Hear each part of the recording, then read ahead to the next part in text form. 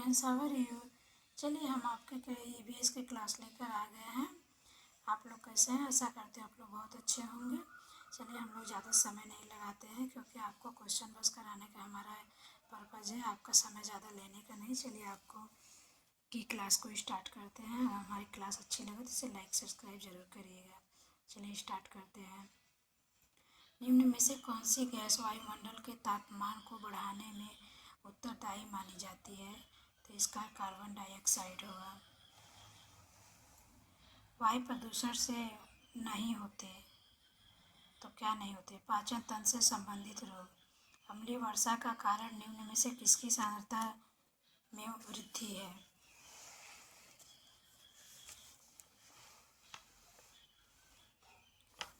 तो इसका आपका पहला CO2 तथा NO2। ओजोन परत की मोटाई नापने की इकाई है तो आपका डाप्सन इकाई है।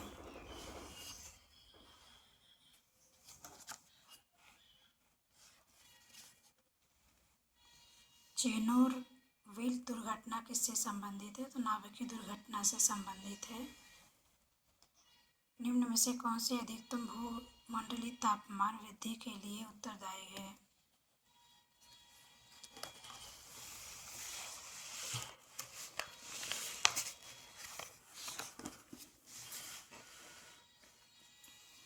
Chlorofluorocarbon, methane, carbon dioxide, nitrous oxide. तो इसका पहला सही होगा।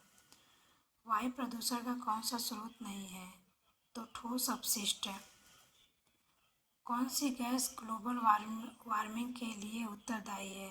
तो आपका सी होगा, CO2।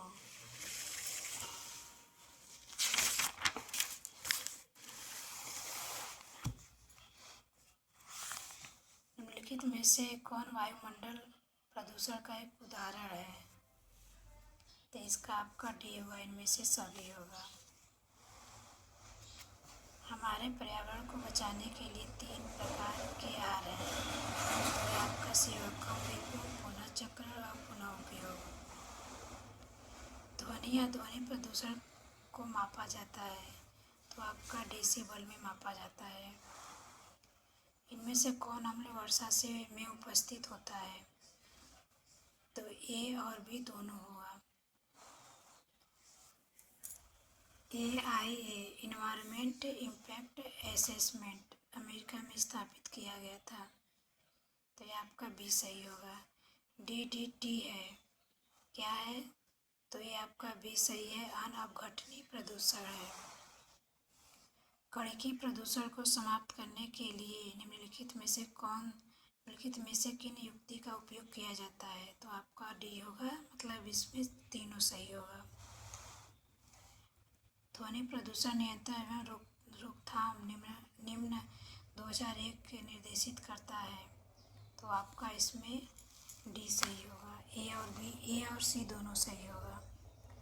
पानी में पाए जाने वाले रेडियो सक्रिय पदार्थ का अंश कारण बनता है तो ये आपका डी उपरोक्त सभी का आंसर। आग से पानी गिरना, DNA विखंडन। लंदन धूप पाया जाता है, कहाँ पर है लंदन धूप?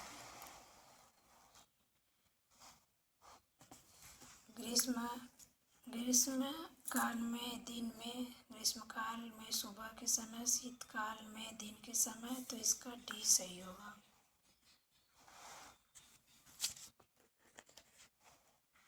निम्नलिखित में से किस गैस की गहन संलग्नता हीमोग्लोबिन से होती है? तो CO2। समुद्री प्रदूषण के कारण नष्ट हो रहे हैं तो मैक्रोवन। इनमें से कौन सा जैव अपघट्य पदार्थ है? तो इनमें से कोई नहीं। BOD क्या है? तो ये आपका बी सही होगा। स्मॉग धुंध बनता है तो धुएं तथा कोहरे से।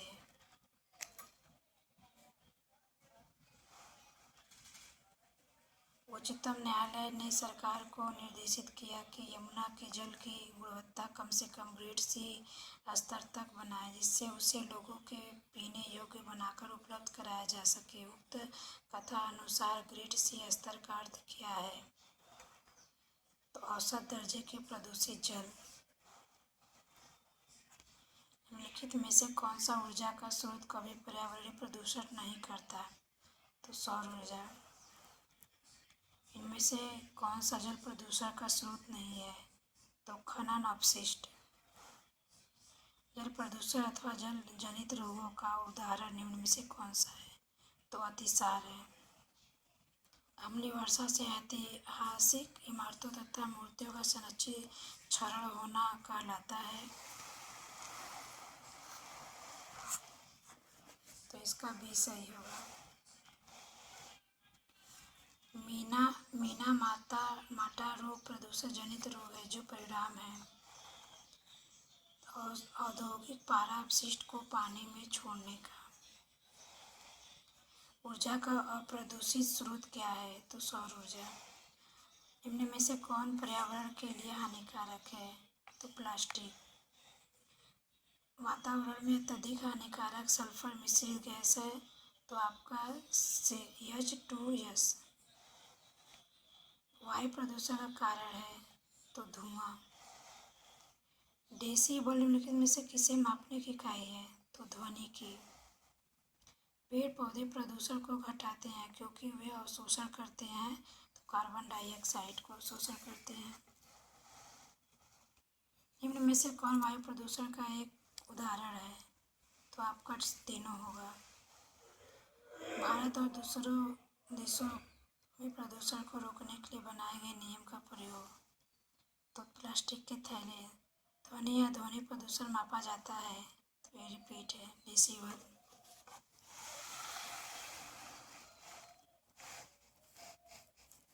कीटनाशकों के अत्यधिक इस्तेमाल से होगा तो जल प्रदूषण। वायु प्रदूषण कम किया जा सकता है तो वृक्षों द्वारा। किस कारण से स्टोन कैंसर होता है? तो पहला अम्लीय वर्षा कारण। पानी का भारीपन निम्नलिखित में से किसके कारण होता है? तो इसका भी सही होगा। जल में धूल निलंबित अशुद्धियों को अलग करने की प्रक्रिया जानी जाती है तो आपका लोडिंग से। गैसीय अपशिष्ट है। गैसीय अपशिष्ट है तो इसका डी सही होगा। लकड़ी कोयला से जलने वाला धुआं। निम्नलिखित वाहनी ईंधनों में से किसकी आजकल पर्यावरण स्नेही माना जाता है? तो स्पीड प्राकृतिक गैस।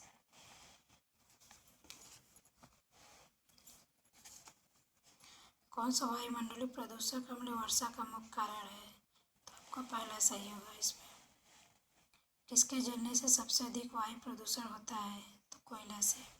निम्नलिखित पराबैंगनी किरणों में से कौन सा अधिक हानिकारक है?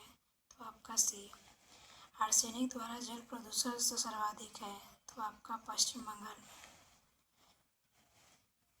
निम्नलिखित में से कौन ग्रीन हाउस गैस नहीं है?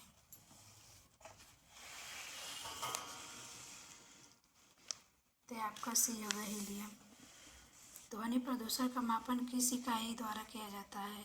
तो आपका ये भी होगा रिपीट क्वेश्चन है।